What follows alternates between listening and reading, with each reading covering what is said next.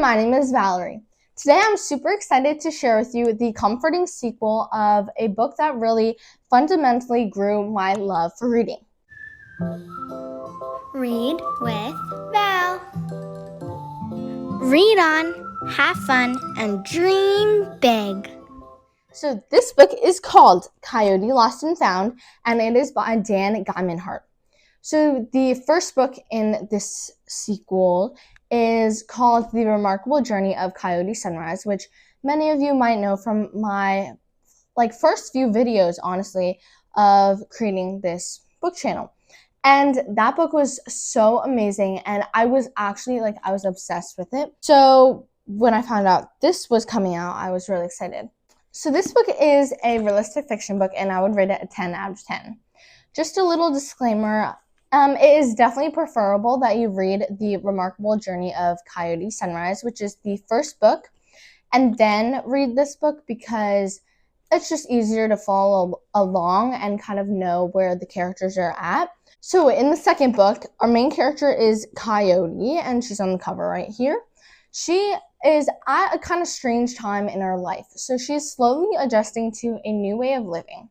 After a while of being on the road and traveling the world with her dad, Rodeo, they both decide to settle down, pause their traveling, pause their world tour, and settle down in a small town in Washington State. However, even as Coyote's kind of been living in Washington State for a while now, she's having a really hard time fitting in and making friends. That problem, though, is temporarily dismissed when Coyote finds a box. Now, you might be wondering, what is so special about this box? What's in it? So it's, of course, not just any box, but inside are her mother's ashes. And it was kind of strange in the first place when she found this box because she only lives with her dad, and this box was purposely hidden. It was definitely it was not meant for anyone to find out about. And so she had a kind of weird intuition going on at the very beginning when she found it. So just to backtrack a little, for those who don't know, Coyote's mom and her two sisters died in a car accident a while ago. And settling down after the world tour, she has slowly began to heal.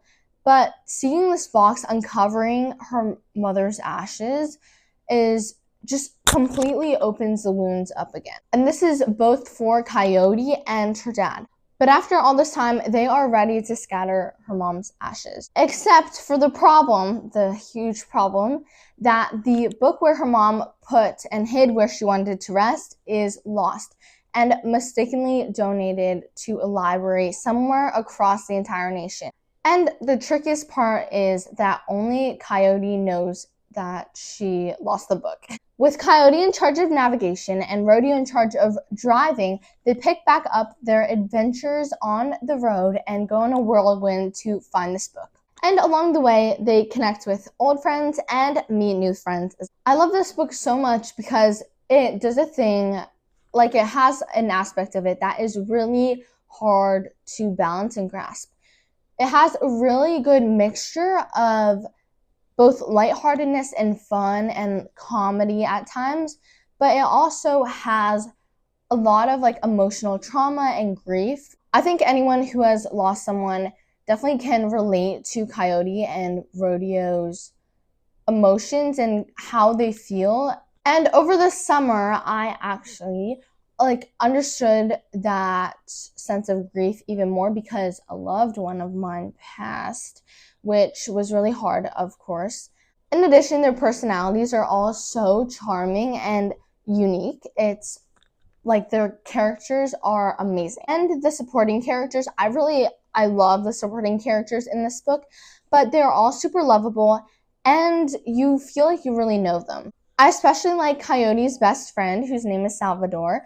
He joins them on this trip, and one thing I really like about him is that even if he disagrees with Coyote, he still supports her no matter what, and is just super encouraging. Finally, the lessons that I learned are to make new friends and keep the Rodeo do a great job of spreading kindness wherever they go across the nation on their adventures. And they do a great job of welcoming people in ways you can really see through the book and through their actions, how they just embrace people and assume the best out of people. And secondly, like I talked about before, this book is also about grief, and that's a very heavy and important topic I found in this book. And lastly, never judge a book by its cover, and instead approach people and conversations, interactions, etc. with really a lot of empathy and kindness.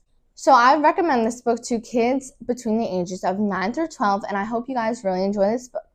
Remember to read on, have fun, and dream big. I'll see you guys later. Bye!